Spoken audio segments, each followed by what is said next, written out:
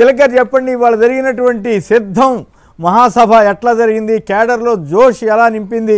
జగన్ గారు అర్జునుడికి నేను డిక్లేర్ చేసుకున్నారు. అంతేకాకుండా తన మార్క్, జగన్ మార్క్ ఏమిటో చంద్రబాబు మార్క్ ఏమిటో చూడండి అని ప్రజలకి తెలియజెప్పమన్నారు. సో అనేక అంశాలు ప్రస్తావించారు.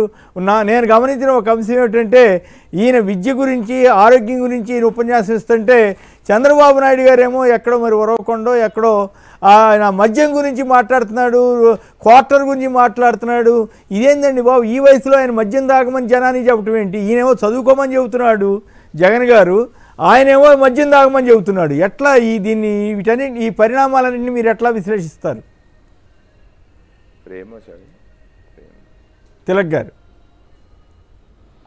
నమస్కారం అండి. శ్రీనివాస్ గారు నమస్కారం. మంత్రి గారు వేణుగోపాల్ కృష్ణ గారు, బాజీ గారు నమస్కారం అండి. నమస్కారం సార్. ఇవాళ సభ కార్యకర్తల సమావేశం. ఇంతకాలం జరుగుతున్న ప్రచారం ఏంటంటే, వాలంటీర్ సిస్టమ్ వచ్చిన తర్వాత కార్యకర్తలకు జగన్ గారికి సంబంధాలు తెగిపోయినాయి అనే ప్రచారం బాగా జరిగింది.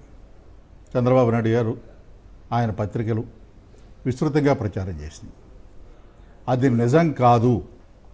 జగన్ గారి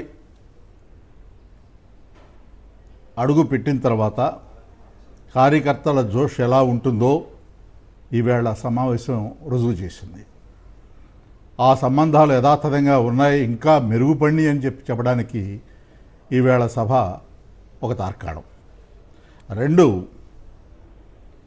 ఈ సభలో జగన్ గారి ప్రసంగం ద్వారా ఆయన శంఖారావం పూరించారు. కార్యకర్తల సమావేశానికే ఈ రకమైన స్పందన ఉన్నప్పుడు ఆయన ప్రజలలోకి వెళ్ళినప్పుడు ఏ రకమైన స్పందన ఉంటుంది? ఇక అది ఊహించలేనిది. ప్రజలతో ఆయన నవరత్నాల పథకం ద్వారా డైరెక్ట్ కాంటాక్ట్ పెట్టుకున్నారు. ఆ డైరెక్ట్ కాంటాక్ట్ పెట్టుకోవడం వలన ప్రజల స్పందన ఎలా ఉంటుంది అని చెప్పడానికి జగన్ గారి మొదటి సభ జరగగానే మనం దాన్ని అంచనా వేసుకోవచ్చు. ఒకటి, ఆయన చేసిన పాజిటివ్ ఓటు అడుగుతున్నారు జగన్ గారు. నేను ఈ పథకాలు అమలు చేశాను, ఈ మంచి నేను చేశాను, మీ ఇంటికి ఈ మంచి చేశాను అనిపిస్తే నాకు అండగా నిలబడండి, ఓటు వేయండి అని అడుగుతున్నారు. చంద్రబాబు నాయుడు గారు నెగిటివ్ ఓటు మీద డిపెండ్ అవుతున్నారు. పవన్ కళ్యాణ్ గారు నెగిటివ్ ఓటు మీద డిపెండ్ అవుతున్నారు. అందువల్ల ఈ నెగిటివ్ పాజిటివ్ ఓటు మీద సవాల్ చేసి నేను మీకు మంచి చేస్తేనే నాకు ఓటు వేయండి అని అడగడం అనేది ఒక ధైర్యం ఉన్నవాడు చేసే పని అది. ఈ రోజున దేశంలో భారతీయ జనతా పార్టీ వచ్చే లోక్సభ ఎన్నికల్లో 400 సీట్లు గెలుస్తామని ధైర్యంగా వాళ్ళు ఒక టార్గెట్ పెట్టుకుని ముందుకెడుతున్నారు. అలాగే ఆంధ్రప్రదేశ్లో 175కి 175 గెలుస్తామని జగన్ గారు ధైర్యంగా అడుగు వేస్తున్నారు. ఇవి పోలికలు ఉన్నవి. మేనిఫెస్టోలో 99% అమలు చేశామని జగన్ గారు చెప్తున్నారు. మేనిఫెస్టోని అసలు కంప్యూటర్లోంచి తీసేసినటువంటి వెబ్సైట్ నుంచి తీసేసిన పార్టీ అవతలుంది. ఈ కంపారిజన్స్ అన్నీ ప్రజలకు తెలుసు.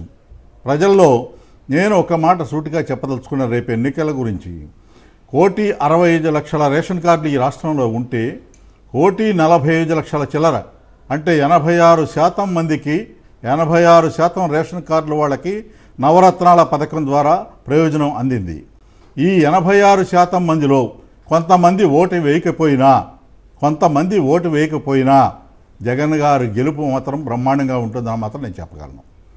ఆయన పేదవాళ్ళని నమ్ముకున్నాడు. ఈ ప్రజల్లో, ఆంధ్రప్రదేశ్ ప్రజల్లో ఎంత పేదవాళ్ళని నమ్ముకున్నాడో బిలో మిడిల్ క్లాస్ని కూడా నమ్ముకున్నాడు ఆయన. ఈ రేషన్ కార్డులో నవరత్నాలు అందుకున్న వాళ్ళు బిలో మిడిల్ క్లాస్ ఉన్నారు, పేదలు ఉన్నారు. మిగిలింది ఎవరైనా అంటే అబవ్ మిడిల్ క్లాస్, ఎంప్లాయీస్, కొంతమంది ధనవంతులు. ఆ 16%లో 14%లో వీళ్ళంతా ఉన్నారు. అందువల్ల ఆయన గెలుపును ఆపటం అసాధ్యం.